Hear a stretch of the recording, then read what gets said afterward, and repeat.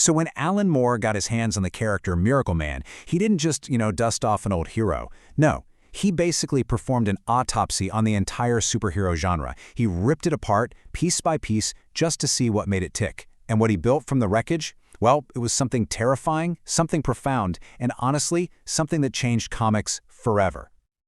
Okay, so here's how we're going to break this whole thing down. We'll start with the forgotten dream, then dive into how the nightmare returns. After that, we'll expose the Zarathustra deception, and finally, we'll look at him becoming the Superman. You really have to get this one central idea to understand the story. It's all about this massive split, this conflict at its core. On one side, you've got the dream, right? This quaint 1950s hero, all simple adventures and easy heroism. But then on the other side, you've got the reality, and that reality is a straight-up nightmare. He's a weapon, born from trauma, designed to kill. This tension is what makes the whole thing tick. So, let's get into our first section, a forgotten dream.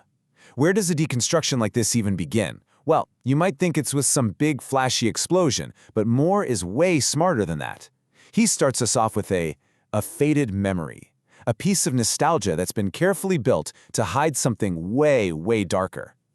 The story opens with this flashback to 1956, and it looks exactly like what you'd expect. It's idyllic, almost a little cheesy, the classic 1950s hero. But here's the thing. Alan Moore is already messing with us. He subtly tweaked all the dialogue, planting these tiny little seeds that foreshadow this insane utopia he's planning down the line. It's like he's weaponizing nostalgia against us. And this quote right here, the future goes to the past to conquer it, but in turn the past goes into the future and overwhelms it. Man, this just perfectly nails what Moore is doing.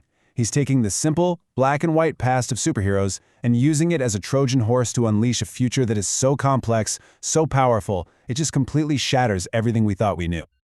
Okay, moving on to our next section, the nightmare returns. Because let's be real, that dream couldn't last forever. Now, the past is about to slam into the present, and it's bringing back not just the hero, but the monster that was made right alongside him.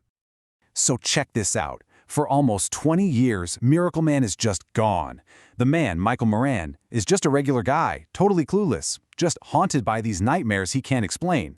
See, his last mission back in '63, it was actually a setup designed to kill him and his whole crew. He just lost his memory instead. But then, almost 2 decades later, he's caught in a hostage situation, and a terrorist just happens to say one specific word, Komoda, and just like that, bang, the god is back. And get this, the terrorist who sees this transformation happen, he says, "Mine eyes have seen the glory." He's quoting him. I mean, think about that. He doesn't just see a superhero show up, he sees a divine, almost religious event. Right from the second he returns, Miracleman isn't just some guy in a suit, he's an apocalyptic event. The god has returned. And what's the first thing he does? Well, it's not a happy reunion. He confronts his old sidekick, Kid Miracleman, who, it turns out, has spent the last 18 years becoming this sociopathic corporate monster. And their fight, it's not just a fist fight. The book describes it with all this mythological imagery. It's a war between titans. The weather literally changes. A thunderstorm rolls in. Kid Miracleman is just throwing fire around. He's got this tiger-like ferocity. He's had 2 decades to perfect his powers, and it shows. This isn't a superhero scrap. This is straight-up mythology coming to life. All right, next up, the Zarathustra deception. Miracleman is back, and now he has to figure out what the hell actually happened to him. And let me tell you, the truth is so much colder and more messed up than any dream he remembered. So here's the big reveal. Forget about magic words and ancient wizards. That was all a lie. Miracleman was created in a lab. He was the end result of this covert, totally amoral government program called Project Zarathustra. They found some alien tech, reverse-engineered it, and built a living weapon. All that mystical origin stuff, gone, replaced by cold, hard science. And the way they did it, it's just wild. Okay, so basically, they created this advanced superhuman clone body, but it has no consciousness. It just hangs out in this pocket dimension they call infraspace. So when the human host, Michael Moran, says the trigger word, Kumota, their bodies literally switch places. Moran's mind takes over the superbody, and his normal human body gets zipped into infraspace. It's a body swap, but on a cosmic, sci-fi level. And what's the result of all this? The whole superhero idea just gets completely dismantled. Miracleman isn't a man with powers. He's a man who pilots a godlike machine. Think about that for a second. His body isn't his memories are a lie, his entire identity was manufactured. The hero is gone, and what's left is what exactly? So after Alan Moore has completely torn this character down to his absolute foundations, what does he do? He starts building him back up. But he's not building a hero this time. He's building something else, something way beyond human. This is becoming the Superman. This is the moment it all changes. Miracleman finally finds out who created him. This scientist named Gargunza, who turns out to be a completely twisted monster. And the rage he feels from that betrayal, it fuels one last transformation. But this one isn't physical. It's mental. It's an awakening. He's finally seeing what he truly is.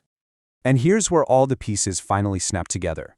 This quote from Friedrich Nietzsche, "I teach you the Superman. Man is something to be surpassed." This is the philosophical heart of the entire story. Remember how the secret program was called Project Zarathustra? That's the title of Nietzsche's book. This wasn't an accident. This was the whole point from the very beginning. So Moore is using this comic to play with Nietzsche's big idea of the Superman, the Übermensch. The whole point is that to truly evolve, to transcend our limits, humanity has to kill its old gods and create its own values from scratch. And Miracleman, he becomes the living embodiment of that. He is the irrevocable, apocalyptic change that forces humanity to become something new. And if you've read Moore's other stuff like Swamp Thing or Watchmen with Dr. Manhattan, you know this is a theme he loves to explore. Which brings us to the final, chilling question the story leaves you with. If man is something to be surpassed, what becomes of humanity? After tearing down the entire superhero dream, this is the terrifying question Moore leaves in its place. We all think it would be cool to have a Superman, right? But what if one actually showed up? And what if his whole purpose was to push us beyond what it means to be human? Is that a dream come true, or is it the end of us?